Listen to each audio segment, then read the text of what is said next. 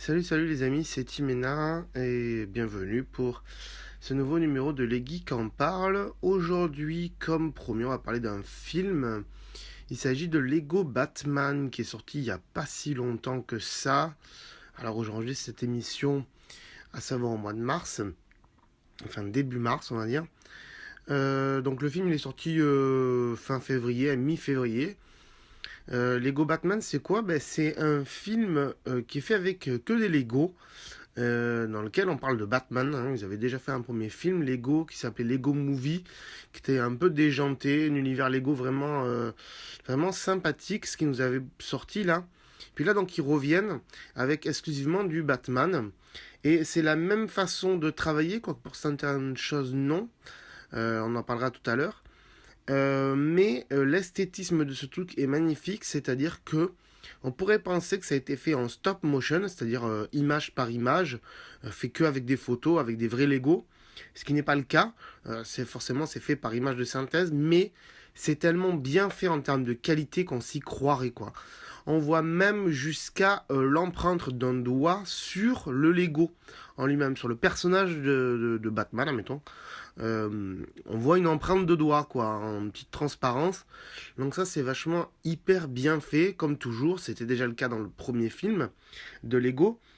Au niveau de l'histoire, au début, il y a des scènes vraiment très rigolotes de Batman qui mange des homards, qui se balade chez lui et il n'y a rien, qui se fait chier, tout ça.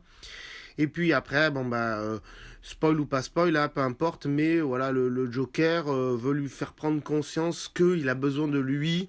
Quoi qu'il arrive, il lui faut toujours ce méchant à côté de lui pour vivre. Sinon, s'il n'y a plus de méchant, il n'y a plus de Batman. Donc voilà, au début c'est plutôt pas mal, vers la fin ça devient un peu, comment dirais-je, je sais pas, un peu too much parce que l'histoire se fait mollassonne, même s'il y a de l'action, hein, voilà, mais c'est quand même, ça continue dans le fil de l'histoire, on va dire ça comme ça. Donc quand même, c'est un film à aller voir rien que pour son esthétisme, encore une fois. Et pour l'histoire aussi, c'est rigolo quand même. Les enfants, tout à fait, c'est le public hein, que ça cible. Et aussi les geeks comme nous qui aimons les jeux vidéo, tout ça, et la culture Lego qu'on a joué quand on était petit. Je reviens sur l'esthétisme, donc ce que j'ai dit au début, c'est que dans le premier film Lego, par exemple, l'eau et la fumée étaient faits avec des petites billes de Lego quand même. Il y avait des nuages de fumée qui étaient faits en billes de Lego, l'eau pareil. Là, c'est pas trop le cas. C'est la lave, oui, par exemple, mais pour les nuages de fumée, non. C'est des nuages, des vrais nuages. C'est ça qui est bizarre. Certaines flammes aussi. Je sais pas pourquoi ils ont fait ça. Peut-être que par manque de temps ou c'était compliqué à faire. Je sais pas. Ils ont trouvé ça mieux de le faire comme ça.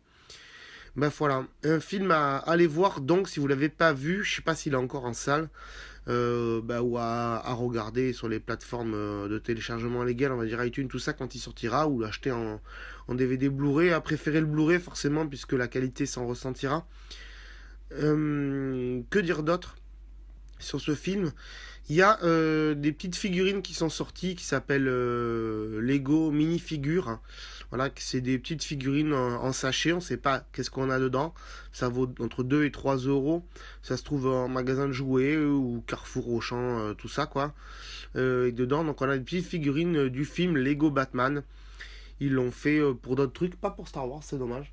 Mais ils le font pour des séries de Lego à eux aussi, donc c'est assez sympathique.